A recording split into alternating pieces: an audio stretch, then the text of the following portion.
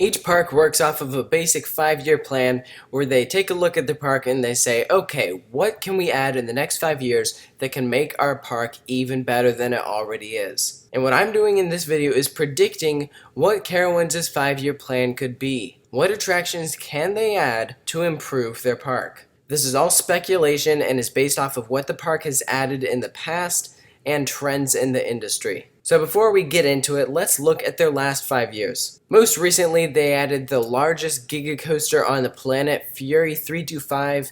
They also went through a massive renovation where they got a new front gate plaza, and they also added a new food building. Of course, they also updated Boomerang Bay, added Windseeker, and of course this year they are closing down Thunder Road. So first, let's start off by looking at 2016. I think this is the year that people are talking about the most. Because Thunder Road is being removed, that leads people to believe that naturally they are going to be updating their water park in 2016, which also makes sense because we've been told that the park will be making a big splash in 2016. My prediction is that the reason that they are removing Thunder Road is so that they can add a separate gated entrance into Boomerang Bay. I also think that they will rename the water park Soak City. That is what parks have been doing recently. They did that at King's Dominion, and I believe that they will also be doing that at Carowinds. Naturally, I also think that with this expansion, they will add a new slide complex. Probably some capsule slides, maybe some speed slides, but I think that that is going to be their full focus for 2016.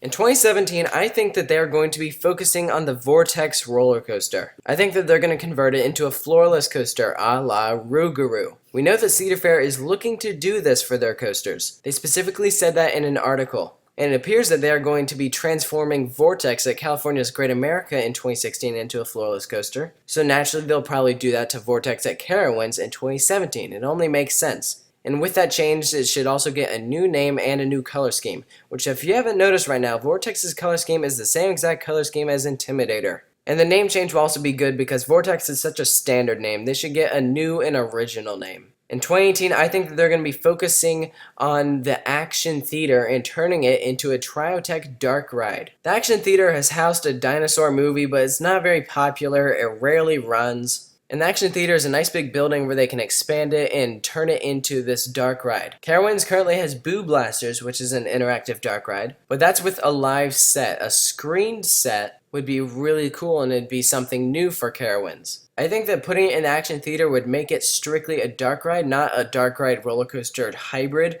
like with Canada's Wonderland, Wonder Mountain's Guardian. So I think that we're going to be seeing something more like Voyage to the Iron Reef. In 2019, I think they're going to focus on the family rides. They don't have a spinning coaster. There isn't really a spinning roller coaster type ride in the area. I could see them going with a Zamperla Disco. Those are long and narrow attractions. It could fit pretty well in Planet Snoopy. And even if they decide to tear out Dinosaurs Alive, you could fit it along that strip. It doesn't take up that much room, and it's still a fun attraction. And speaking of removing Dinosaurs Alive, let's say that you did put that Zamperla Disco in that space. You'd still have a ton of room because Dinosaurs Alive takes up a big plot of land. So what do you do with that space? I think in 2020, they should put a new roller coaster in that location. And not just a roller coaster. Carowinds doesn't have a launch coaster. That is something huge. They need to fill that gap. That'd be a great ride. It'd be a great fit. That's a train configuration that is absolutely nothing like any coaster Carowinds has. And by putting in that launch, you're filling a gap that needs to be filled.